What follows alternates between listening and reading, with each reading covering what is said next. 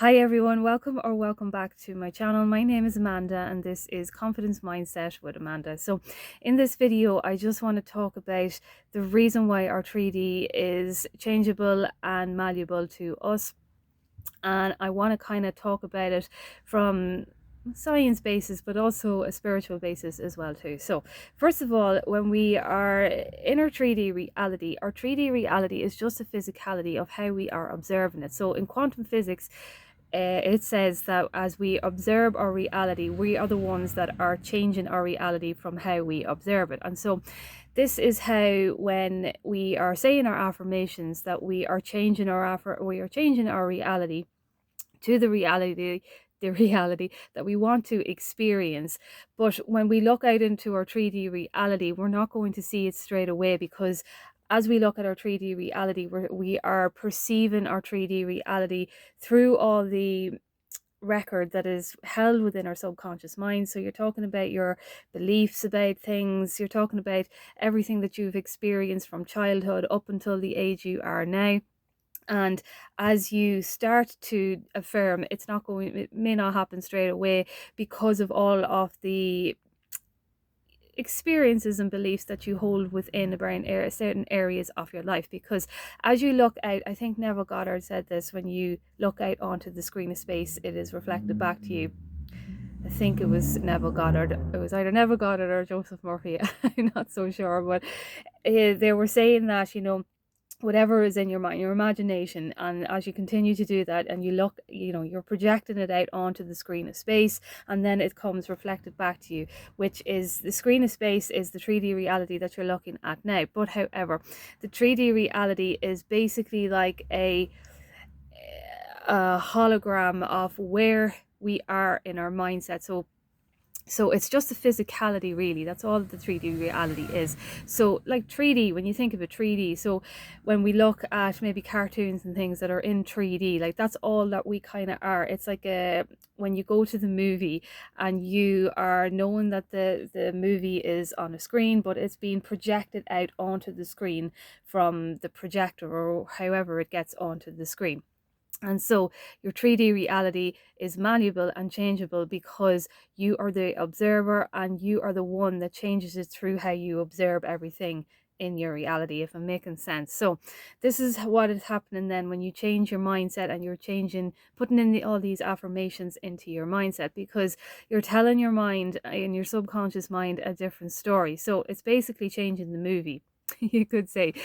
So you're changing the movie, and so because you're doing this over a period of time, your perception is going to change on your reality. And as your perception is changing, as you observe your reality, it's like your observation is going to look for the evidence of the affirmations that you are putting into your mind now, if I'm making sense. So this is why the 3D is not set in stone. This is why the 3D could be basically viewed as not real, because it's always changing on the basis of where we are observing things. Like I can look out onto my 3D reality and I can have this whole picture in my mind, or from my beliefs and from my experiences that I've had in life through my subconscious mind, and I'm looking out on my reality and observing it, and it's being reflected back to me on the basis of how I am observing it through my unconscious thoughts, if you get what I mean. But the person beside me will be looking out onto the same 3D reality and observing it from their from their belief system and their thoughts about things, and they will have a totally different picture to what I am viewing in my reality. Even though we're both looking out onto the same 3D world, we're looking at it it's like, you could basically say we're in two different worlds, because we're looking at it from two different scripts, looking at it from two different observations and perspectives. And so this is why you could say that it's not real. But look, I mean, we have physical things in our reality that are there, and we are, we people and places and things that we love and things like that as well too. So we won't go into it not being totally unreal, but at the same time, everybody is showing up in a physical form of how you are believing them to show up, how you are perceiving everybody to show up in your reality as well too. So so in a way you could say it's not real too, because as you are telling yourself a different story, these people are going to show up in a different way as well too, if you get what I'm trying to say. So from a science perspective, when we are changing the mind, changing our mindset with our affirmations, we are changing the whole hologram in the 3D reality. We're basically just a hologram. It's like, when you ever see those lifestyle holograms that are being projected out onto the stage, say from a past artist like Michael Jackson or someone, I think, had a hologram out onto and Elvis, I think, did as well too. They were out on the stage. So that's basically what we are. We're basically a hologram, physical hologram that is able to change the 3D reality from the different affirmations and mindset that we are reprogramming into our subconscious mind. So with that being said, I also want to bring in the spiritual aspect of law of assumption, but law of attraction, it's all kind of the same thing, like because the law of assumption, we make these assumptions, but we're when we make an assumption, we're attracting it into us. So it's basically all the kind of same thing, really, when you think of it, like. So but when we are using our thoughts to create, we use our thoughts to create. And so as we are doing this, we are elevating ourselves up higher. Now, the reason why I want to bring in the spiritual aspect to it is because apparently I think there's 10 different dimensions in this universe. I'm not entirely sure about that, but I look up to the fifth dimension. And the fifth dimension, for me anyway, I could be wrong about this, but the fifth dimension is when you get into that kind of higher elevated space where you're just flowing with the solidarity of love, really, the love frequency type of thing, where you are just so at peace with yourself that no one or no thing can really bother you in any way, no matter what happens. And the reason why I bring this into my teachings is because I would like to be able to teach the fifth dimension as the way of manifesting everything that you want in your life, because it comes from this whole God kind of perspective where you're operating from all love, all bliss, all joy, all gratitude, all harmony, all peace, all abundance, and everything, present. You're in that whole happiness kind of peace mode where you're just accepting of everything that is right now, but you have this great knowing, intuition beyond what it is that you are seeing, if you get what I'm trying to say. And so for me, from my perspective, is this place comes from a genuine feeling of love within, a genuine feeling of love and acceptance of yourself, that once you love and accept yourself wholly, fully and completely, it's like everything just comes to you.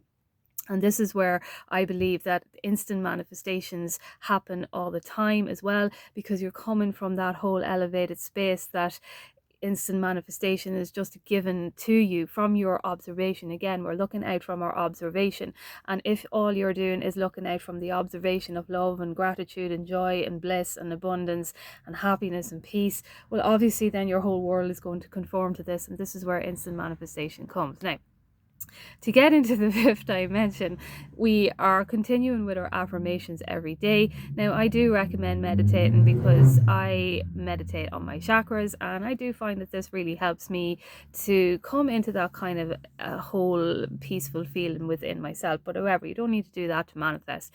Really, it is all about your thoughts. And epigenetics, the science of epigenetics even says this, that you are changing, like, not is it changing the cells, I'm not so sure about that, but we are born obviously with all these cells and everything and genes and stuff like that, and epigenetics says that they are changeable on the basis of how we are experiencing our environment and how we are behaving to our environment. And so this is why positive affirmations to be putting into your mindset every single day is great for your health as well too. Even for nothing else, it's great for your health because you can change the cells. And as you are, this is why we look after our body when we're manifesting as well too, because if we're looking after our body and doing all these breath works and meditations and stuff like that, we're going to be behaving differently to our environment as well too. Well, as we behave differently to our environment, we are teaching our body and or we are teaching our body to act in this different way, this more relaxed, calm way to our environment. And so obviously if we are doing that, then we're going to find ourselves in more situations where things are more relaxed and more calm and easier to manage in our environment, because it can be no other way. And so when we are consciously manifesting, this is why I kind of, as I say, I like to bring in the whole concept of knowing yourself as, well, I don't want to say as God, but knowing yourself as a part of God, that whole, that everything that you hold is all within you. And so if you are God, well, that means you're already loved. If you're God, you're already chosen. If you're God, you're already wanted. If you're God, then you're already desired. If you're God, you're already rich. If you're God, you're already abundant. If you're God, you're already seen, heard, prioritized. If you are God, then you are allowed to experience exactly what you want in your life, because you are God. And I was watching Maya Angelou. I don't know, like, well, obviously, I mean, everyone has to know Maya Angelou, but she's just one of these great significant figures that, for me anyway, I always go and watch her interviews and things like that, like just to bring me back to my center and stuff like that, because for me, she was just such a powerful figure to society. And anyway, but I was watching her and she said something about, yeah, she said something, if I don't trust anyone who tells me that they love me if they don't love themselves. And it really stood out to me, especially for people that are manifesting specific people, because if you are manifesting a specific person and you were saying, yeah, I manifest in this person because I love them and all that, but you need to, like, you have to look to yourself first, and you have to say to yourself, like, what am I thinking about this specific person in relation to me? What am I thinking about this specific person on how they are loving me? And you also have to get into this whole being of, as I say about the fifth dimension, if you can get into this whole being of just unapologetically loving yourself for exactly who you are. And this means that you love yourself for any failures, you love yourself for any mistakes, you love yourself for how beautiful you are on the inside and how beautiful you are on the outside, that no one or no thing can enter your house of God, basically, and without you actually being able to set your boundaries and know your worth and deserving, and know how amazing and good enough you are for exactly what you want in life, because you are not so much that you, well, yeah, you are God, but you could also say as well, I think Maya Angelou even said, because I'm a child of God as well too, like we're all children of God or whatever. And it's a great way to, when we're manifesting particularly specific people, because if you can look at your specific person, and when you really truly love yourself, and you can look at your specific person and know that you really still want to manifest them into your life, you can look at them in a different way, and you can say to yourself, you're doing your affirmations or whatever, but you say to yourself, I love me, and I love me in such a way that when I think of you, I am going to know and I'm going to trust in you stepping up and loving me the way I deserve, because I love me. And because I love me, if I am loving you, it means I am choosing you. It's me that is choosing you. And if I am choosing you, then you're going to be stepping up, loving me, respecting me, and valuing me exactly how I deserve to be loved, respected, and valued.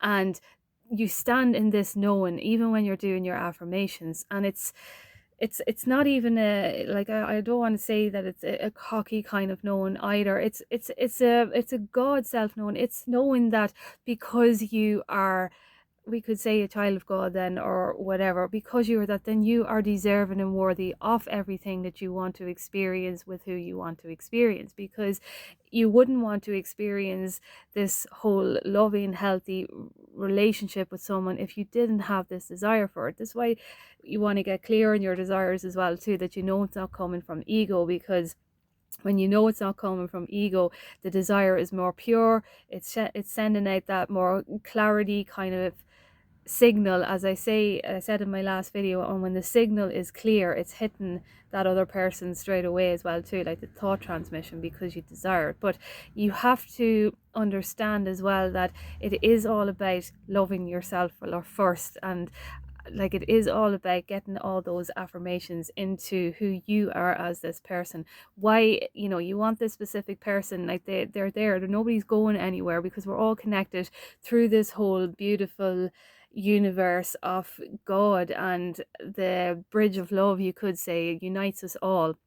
And if you want a specific person, then you can say this to yourself, and you can write down as like, why does this specific person, why are they coming in to love me? Why are they wanting to be with me? Why are they, what are the attributes and aspects of me that is inviting them to come and experience life with me? Because that's what you're doing when you are manifesting a specific person. You're the one that's choosing them, because we're all children of God, but it's the God in you. If you really desire this person, it's the God in you that's desiring the God in them, and so you're the one that's choosing them. And so when you are so in your whole love within yourself, you are knowing in this. So this is what I mean by the fifth dimension. It's like you're operating from this fifth dimension of having a knowing beyond everything that you are seeing. And this is why I talk about Dr. Joe Dispenza, because this is what he talks about.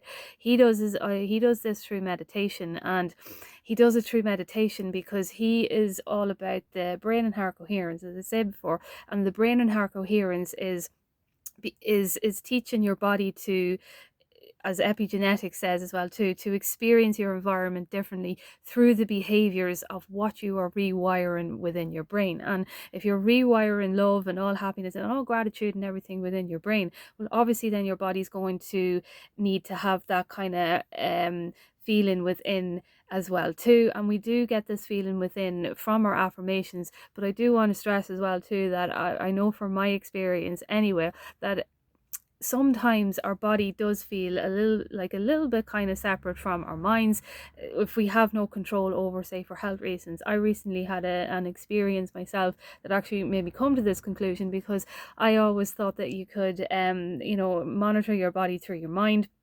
But I do breathwork meditations and that. But I had a health experience recently where I had to go for this little thing, and I ended up kind of having a little bit of a faint after it. Now, I have never had the experience of where I fainted before. This is the first time in my whole life that I've ever fainted, and I know, like, what I came out of that was that I was trying, like, I could feel myself getting a bit dizzy or whatever, but my mind, because I'm into conscious mindset and all that, I was trying to tell my body that I was okay and all this type of thing. But for some reason, my body was taken over basically, and I went into this kind of semi-unconscious kind of way where I just, like, my whole body kind of collapsed, like, so from that experience, I had never experienced it before, and like, it was like, my hearing was kind of going, and I was dizzy, and my eyes were starting to close. I actually felt like I was dying in that moment. It was terrible, but anyway, like, thank God everything is fine. But anyway, but what I got out of it was I couldn't tell my body to stop. It was like my body took over, and this made me realize that it's not just our minds that we have to be looking after when we're consciously manifesting, it's our bodies as well too.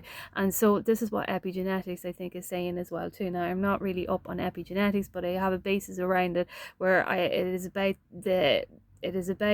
our our cells and everything that's in our body, but it's also about how our behaviors are influenced by our environment and all this type of thing. But if we are able to, as Dr. Joe Dispenza says, get into this kind of state where we are elevating in this kind of 50 dimension, and he has this quote as well too where he says, what would love do today? Which is a great thing to come into, because again, you see, we're talking about love as well too. So the strength of love is where we get, like, our instant manifestations and everything, when we are manifesting things into our life. And so I realized from that experience that we have to be teaching our bodies as well too. So if we're teaching our bodies, then we're doing things like walk and exercise and breath work. We are stabilizing our whole nervous system, and we can do this through meditations as well too. relaxing our bodies, and doing things that detach us from the outcome as well too, because when we detach ourselves from the outcome, we're relaxing our bodies in that moment as well too.